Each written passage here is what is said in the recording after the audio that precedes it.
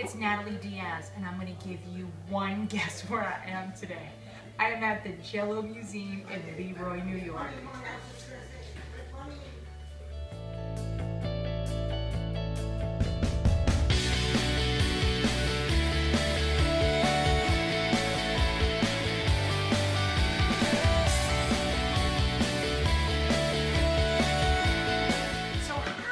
Jello born. Once upon a time, there was this dude, he was making a mixture in his little kitchen, but he was a carpenter, so he always had all these very unusual ingredients around him. Of course, you couldn't run to Home Depot and get stuff, so he would often make a lot of his own goodies to keep wood together or to keep glue or whatever. Long story short, he was playing in the kitchen, he added some flavoring in, and ta-da. Now, please, this is the Natalie Diaz version of the story. There's a lot more to it.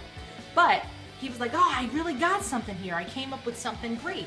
And then the Genesee Pureed Foods Company heard about this, and they're like, hey, buddy, I'm gonna give you a whopping $450 for it. And this dude was like, hell to the yeah, let me sell that. And this guy sold it to the Genesee Foods Company. They opened up a giant factory. They started mass producing it.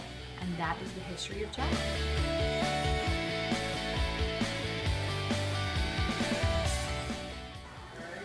So here we are. We are going through one of the world's most iconic foods, Jello. Whether you're a little kid, a big kid, or whatever, everybody knows what Jello is. Whether it's the gelatin or the pudding, I don't know what your favorite is. Honestly, at the end, maybe I'll tell you if you're lucky. So come on, let me show you some cool things that we found at this really, really interesting museum. We paid a whopping $4.50 per adult to get in, worth every penny. Yes, so if you're a family on a budget, you have no excuse. Everybody could come to the Jell-O Museum.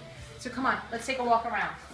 In here, we have all the original print ads. And you know, back in the day, this one is from 1924, there was no graphic artists. This was your graphic artists. So all of the print ads originally were actual painting. The Jell-O Museum is taking everybody into consideration. Not only are the parents going to love that there's all this original artwork, but we can throw your kids in this corner and they can paint some of their own little Jello creations of their own. Don't be alarmed, this is not real Jello. The kids are not going to get totally messy.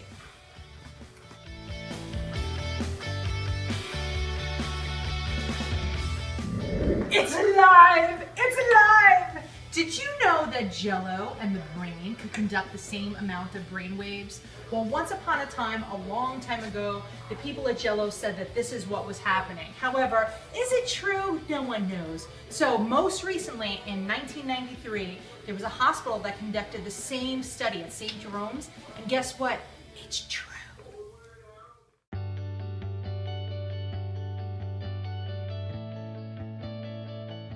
So we've all heard of the milkman, we've all heard of the newspaper man, but how many of you have heard of the Jello man?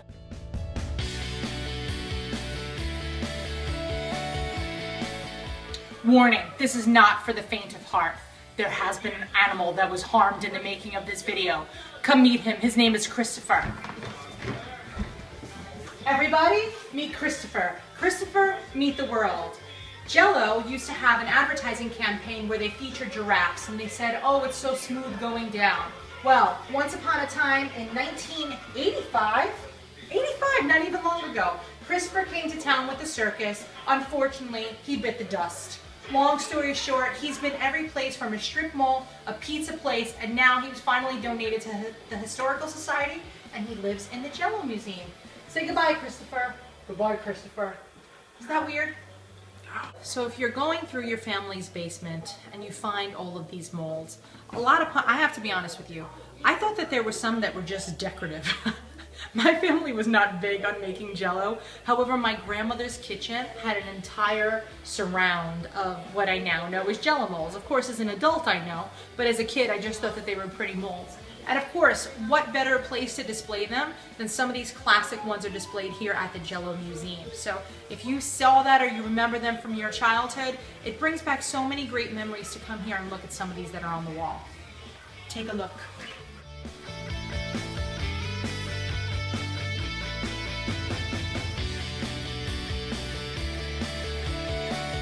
Seriously, this was a really great experience. It's something It's off the beaten track. It's not your typical destination place to go, but you really shouldn't miss it. If you're anywhere up here, whether you're visiting family or friends or somebody in college, definitely take a stop and come to the Jell-O Museum. They're open 7 days a week. Check the website for times. Seasonally, they're open at different hours. Right now, they're open till 4 o'clock. So we got to get out of here and go eat our own Jello. But you know, there is no way that we're not going to this crazy gift shop. So over and out. I'm going to spend some money that I probably shouldn't, that I lost at the casino last night. But that's a whole other video, kids. All right, so thanks for watching. This is Natalie Diaz. For more information, you can go to twiniversity.com or just Google the Jell-O Museum like we did. That's how we found it. See you later.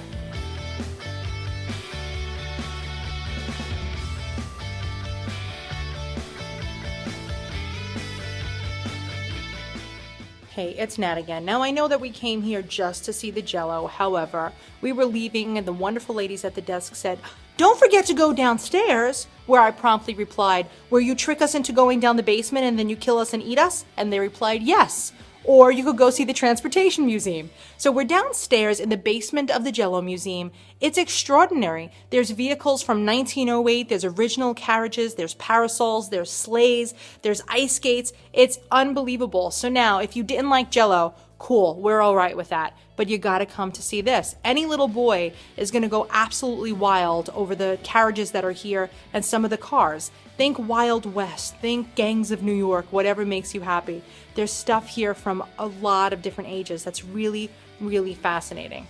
So don't forget, go downstairs. They haven't killed us yet, but if you don't see us at the end of this video, you know that's where we are. SOS.